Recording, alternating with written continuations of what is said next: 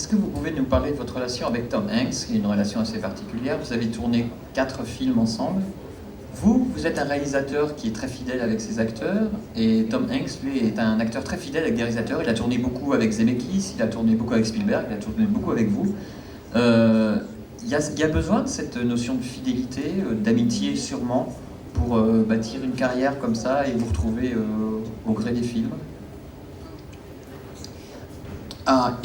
It's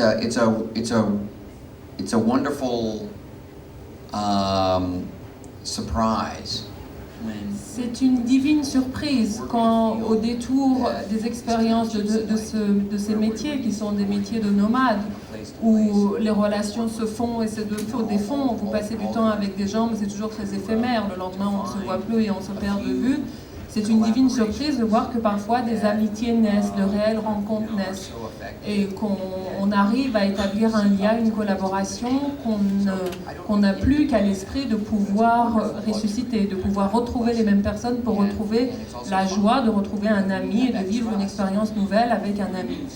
C'est aussi très amusant et évidemment ça vous libère de l'anxiété, de l'incertitude et de tous les tracas que vous pouvez avoir dans la préparation d'un film. Le fait de savoir que vous avez cette relation de confiance et cette relation affective extrêmement forte avec quelqu'un avec qui vous allez travailler est à la fois un grand plaisir et un confort.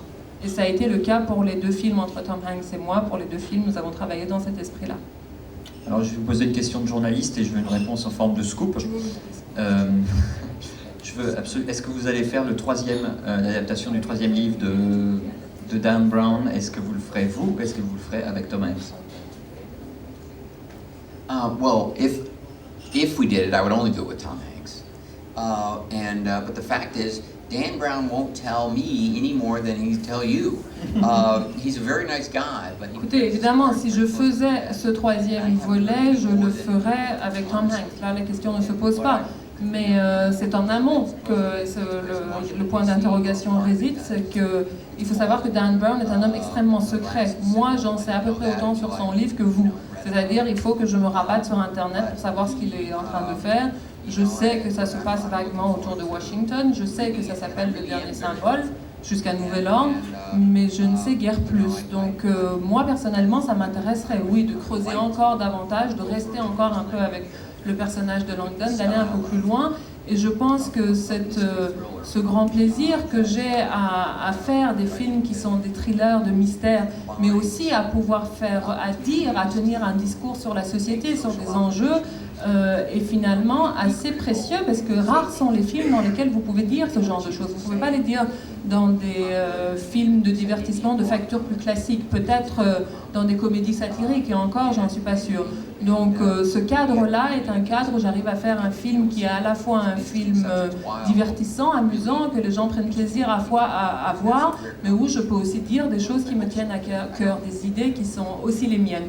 Donc oui, si l'occasion m'en est donnée, j'aimerais beaucoup faire ce 3e volet. On a vu Apollo 13 à la télévision française la semaine dernière. Frost Nixon est sorti, ça fait pas si longtemps que ça chez nous. Vous êtes vraiment un réalisateur touche-à-tout. On peut le voir, si je cite Apollo 13, Angers Démon et Frost Nixon, on est vraiment dans des genres totalement différents. C'est ce qui vous motive, c'est ce qui vous fait avancer à Hollywood, c'est l'envie d'à chaque fois d'aller chercher un genre nouveau?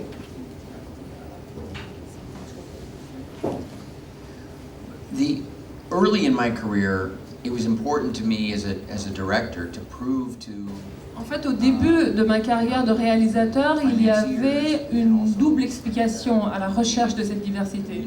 D'une part, je sentais que je devais faire mes preuves, que je devais montrer aussi bien aux financiers, aux producteurs, à mes pairs, d'un point de vue artistique et créatif, je devais faire la preuve de ma capacité à cet éclectisme. Je devais montrer que j'étais capable de faire toutes sortes de choses pour les rassurer.